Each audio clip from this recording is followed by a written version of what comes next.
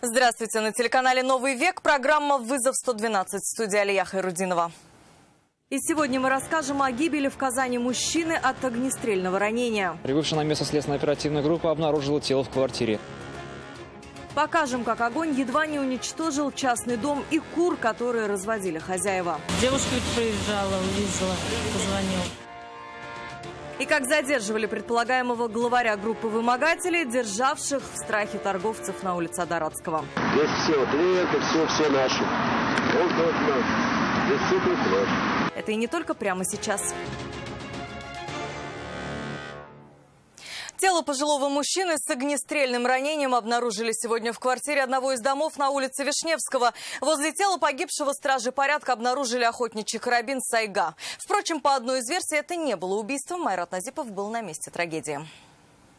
У места происшествия одного из домов на улице Вишневского сотрудники Росгвардии и полиции. Медиков нет. Помочь мужчине они не в состоянии. Он скончался мгновенно от огнестрельного ранения. Рядом с телом погибшего в квартире полицейские нашли охотничье ружье «Сайга», из которого, предположительно, и был сделан выстрел. Сообщение о погибшем мужчине поступило в отдел полиции в районе 8 часов утра. Прибывшая на место следственно-оперативная группа обнаружила тело в квартире, но не нашла следов насильственной смерти. О погибшем мужчине соседи отзываются исключительно в положительном ключе. Говорят, ему было уже за 60. И он преподавал в одном из университетов города. У него остались 2 дочери. Жил с женой. Предположительно, она вызвала полицейских. Наверное, уже устал, от такой жизни. Может, головные боли у него были. Паркинсона болезнь. Очень много пил лекарств. Да, вот я как знаю. И потом вот он через порог, ему было очень сложно перейти. Вот он мешкался. Я прям даже иногда боялась, что он упадет. Всю картину произошедшего еще только предстоит установить. Так же, как и выяснить, откуда у погибшего было огнестрельное оружие. Айрат Назипов, Константин Бушуев, «Вызов 112». В Казани задержали 25-летнего мужчину, которого подозревают в ограблении микрокредитной организации. По предварительным данным, он зашел в офис около 6 часов вечера и, угрожая предметом, похожим на нож, потребовал от сотрудницы заведения все деньги, которые были в наличии. В итоге налетчик забрал с собой бумажный конверт, в котором находились 4000 рублей, и скрылся с места ограбления. Пока шли его поиски, полицейские возбудили уголовное дело по статье «Разбой». Полицейские провели следственные и оперативно-розыскные мероприятия и установили личность предполагаемого преступника.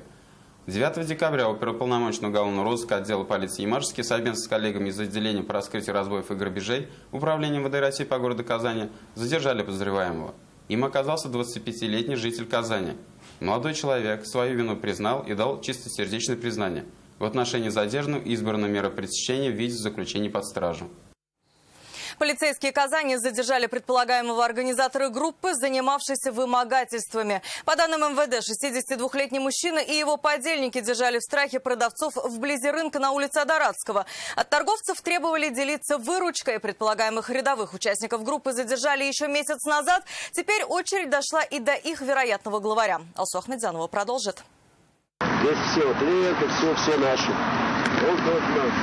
Здесь все наш. Как установили полицейские, это была организованная группа, которая вымогала деньги за торговлю на территории вблизи рынка на улице Адаратского. Те, кто отдавал им часть своей выручки, работал спокойно. Остальным предлагали договориться по-мирному. Мы сейчас, знаешь, что сделаем? Мы сейчас договариваемся по счету подземных.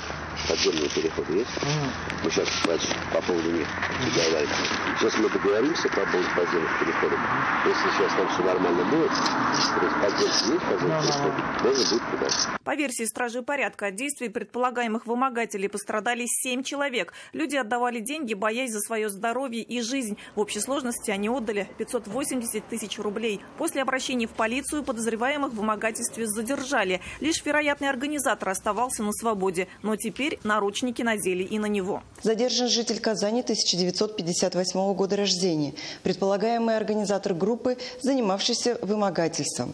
Ранее в отношении него и других участников группы, которые были арестованы месяцем ранее, следственной частью Главного следственного управления МВД по Республике Татарстан было возбуждено уголовное дело по признакам состава преступления, предусмотренного частью 3 статьи 163 Уголовного кодекса Российской Федерации «Вымогательство, совершенное группой лиц». Полицейские просят всех, кто обладает информацией о действиях предполагаемых вымогателей, обращаться по номерам, указанным на экране.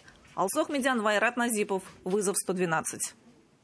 Курятник сгорел минувшей ночью рядом с одним из частных домов на улице Торфяна. И от большого пожара и трагических последствий спасло неравнодушие очевидцев. Проезжающая мимо девушка увидела огонь и вызвала пожарных. Хозяева при этом даже не подозревали, что в считанные минуты могут лишиться всего, что у них было. С места происшествия репортаж Юлии Гоголевой. Никто не пострадал у вас? Нет. Хозяйка дома даже поверить не может, что ни одна курочка не пострадала, хотя внутри сгорело почти все. Она узнала о пожаре, когда к ее дому приехали огнеборцы. И если бы очевидцы не позвонили спасателям, то могла бы случиться большая беда. Девушка ведь проезжала, увидела, позвонила. Ну, это сарай, там курочки были. Электричество, скорее всего. Огнеборцы вскрыли кровлю сарая и потушили пламя. За несколько десятков минут им удалось справиться со стихией и не дать пламени перекинуться на соседние постройки. Юлия Гоголева, Нафиса Минязова, Наиль Абдулин, вызов 112. Строительный вагончик вспыхнул этим утром на улице Сабан. В этот момент внутри были рабочие. Бытовка расположена рядом с только что возведенным многоэтажным домом, который сейчас готовят к сдаче и заселению. Рамиль Шайдулин был на месте происшествия спустя считанные минуты после возгорания.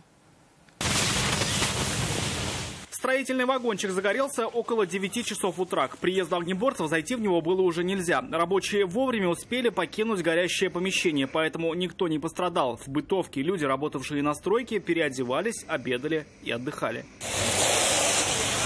Пожарные оперативно справились с огнем. Площадь возгорания составила 10 квадратных метров. Это строительный объект.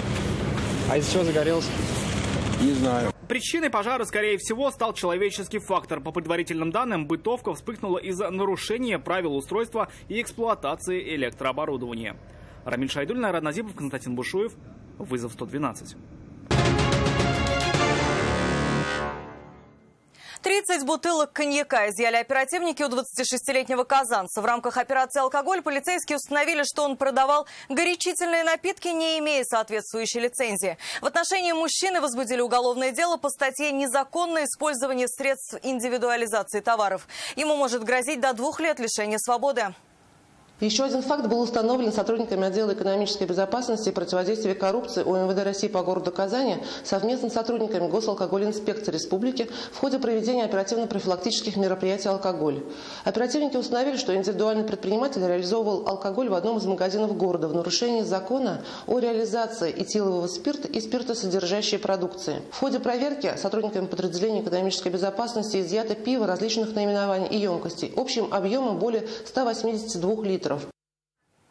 2 пассажиров автомобиля «Hyundai» задержали автоинспекторы на стационарном посту полиции «Малиновка». При проверке документов и осмотре машины выяснилось, что один находился в розыске, а другой перевозил прекурсоры, вещества, необходимые для производства наркотиков. Притом задержанный уверял полицейских, что это совсем не то, о чем они подумали, а Игуль Бадрудинова поделится подробностями. Короче, передали в Пермь отвезти, да, из Москвы. Да? Я сам везу, конечно. Автомобиль Hyundai сотрудники ГИБДД остановили на стационарном посту «Малиновка». Внимание людей в форме привлекли пассажиры. При проверке документов выяснилось, что один из них находится в федеральном розыске. 47-летний мужчина подозревается в хранении и перевозке психотропных веществ.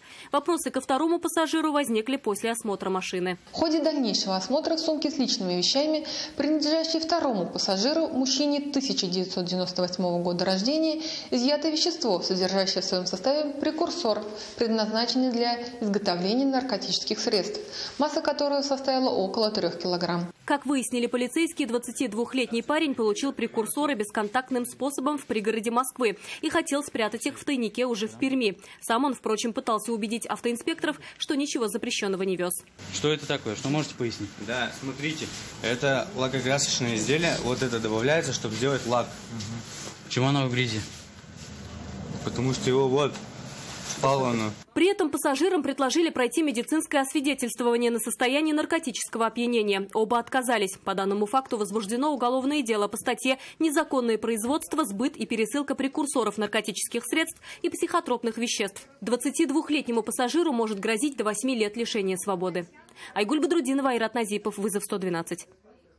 Это все, о чем мы успели вам рассказать. Обо всех происшествиях вы можете сообщать нам по телефону 570 50 50 или на мобильный 8 98 69 112 112. Также мы доступны в социальных сетях. Присылайте видео, снятое вами. В студии была Алия Хайрудинова. Увидимся. И не бросайте вызов судьбе, вдруг она его примет.